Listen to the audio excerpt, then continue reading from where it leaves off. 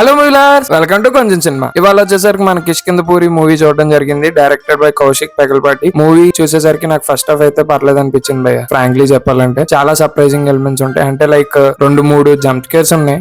నా పక్కన ఆయన రియాక్ట్ అయ్యారు కాబట్టి మనకు తెలిసిందే కదా, మనకి దేయాలంటే చుట్టాలే అని. సో మనం అంత ఫీల్ అవ్వలేదు. ఫస్ట్ హాఫ్ వెల్ క్రాఫ్టెడ్ అనిపించింది.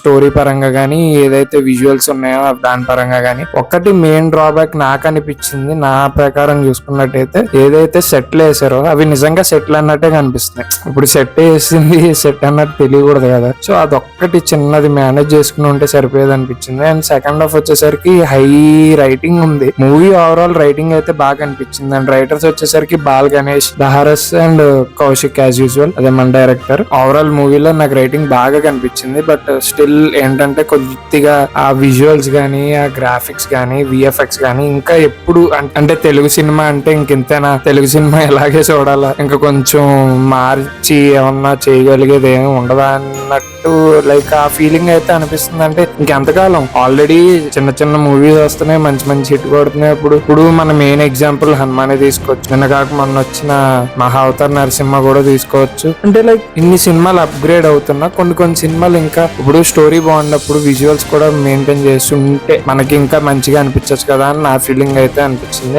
అండ్ ఈ మూవీలో మెయిన్ ఆస్పెక్ట్ స్టార్స్ వచ్చేసరికి సాయి శ్రీనివాస్ బెల్లంకొండ, ఆయన బాగా పెట్టేశారు అనిపించింది. అంటే దెయ్యాన్ని కూడా ఛాలెంజ్ చేయగలిగే రోల్ లాగా అనిపించింది నాకు. అండ్ అనుపమ పరమేశ్వరం గారు మన ట్రైలర్ లో చూపించారు కదా, yes she will be possessed by a ghost అనమాట. బట్ స్టిల్ పర్లేదు అనిపించింది, బాగానే యాక్ట్ చేశారు ఆ గోస్ట్ కింద కూడా. క్యారెక్టర్స్ ఎవరైతే ఉన్నారో వాళ్ళు బాగానే అనిపించారు. హైపరాజీ ఉంటాడు ఫస్ట్ హాఫ్ లో, కొంచెం హైపరాజీ కూడా బాగానే యాక్ట్ చేశాడు అనిపించింది. కానీ క్యారెక్టరైజేషన్ కనిపించి ఉండాల్సి. అండ్ మన ట్రైలర్ లో చూపించినట్టే వీళ్ళు ఒక గోస్ట్ ఇన్వెస్టిగేటర్స్ కాదు, యాక్చువల్లీ గోస్ట్ ఇన్వెస్టిగేటర్స్ అనుకున్నాను నేను ట్రైలర్ లో చూసి. యాక్చువల్ గా ఫ్రాంక్ గా చెప్పాలంటే ట్రైలర్ చాలా వర్స్ట్ గా అనిపించింది నాకు. Movie far better than trailer అనిపించింది. ఇదైతే పక్కా చెప్తాను నేను. ఏదైతే మనకి మంచి డాల్బీ అట్మాస్ ఉన్న, మంచి సౌండ్ సిస్టమ్ ఉన్న మూవీలో కనుక చూసుంటే మనకి బాగా నచ్చేస్తుంది. ఇప్పుడు దేయాల సినిమాలు అంటే మెయిన్ ఆస్పెక్ట్ ఏంటి, మెయిన్ సౌండ్, విజువల్స్. ఈ మూవీలో సౌండ్ ప్రకారం చాలా బాగా నచ్చింది, విజువల్స్ కూడా ఓకేష్ గా ఉన్నాయి. ఫ్రాంక్ గా చెప్పాలంటే ఫస్ట్ ఆఫ్ బాగా ఎంజాయ్ చేస్తారు. ఒక